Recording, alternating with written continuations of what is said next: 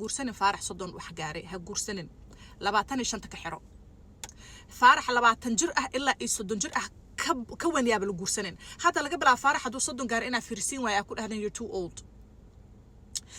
wala cabsi baa taa dartaan sababta taa ragga inta yar yihiin shahwadooda caafimaad qabtaa markii 45 gaaraan caafimaad ma qabta shahwadooda waa been waxna la soo baray faarax haduu 45 sano gaaro biyihiisa way daciifaan. A new research came out. I'm going to tell you about it. But first and foremost, wax kasta ilaha qadartiisa ku dhacaan. I'm just saying what the research said.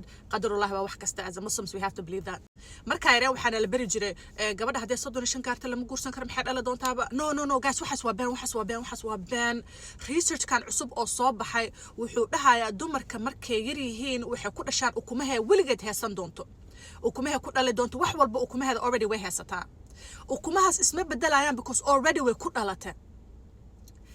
But guess waxa isbedelo ragga biyahooda isbedelo waxawna dhahayaa research kaaneeto ninka haduu gaaro 45 sano biyihiisa way daciifaan waxa ku dhaco genetic mutation waxa la dhaho waxa ku dhaco weakness of the sperm waxa ku dhacdo inay ku adkaato qofta dumarta inay uur yeelan weyso.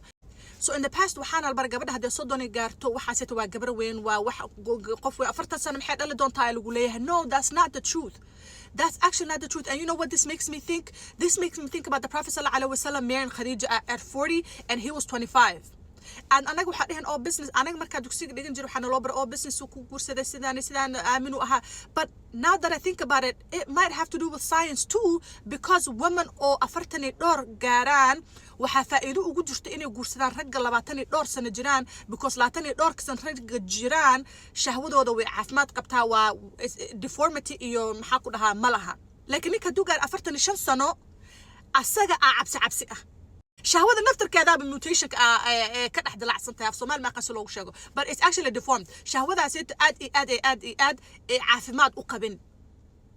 So ninka 45 jirka ah more uur qof u yeelo more chance uu haysto ilmahaasayta inay wax ka qaldan yihiin waxa doonaa bahan noqdaan qadarta ilaaha gooni waay ba waxa ka hadlaynaa wuxuu researchka oo sheegay. So hadaa gabar Soomaali tahay oo lagu soo kariyo guurso hadda 40 sano gaartay ama 30 kaaga gaartay nin kaayar guurso nin 45 sano jiro dambe yaa la aroosin because 45 waa cabsi hadartaan anina ma dhihin this is what the research shows.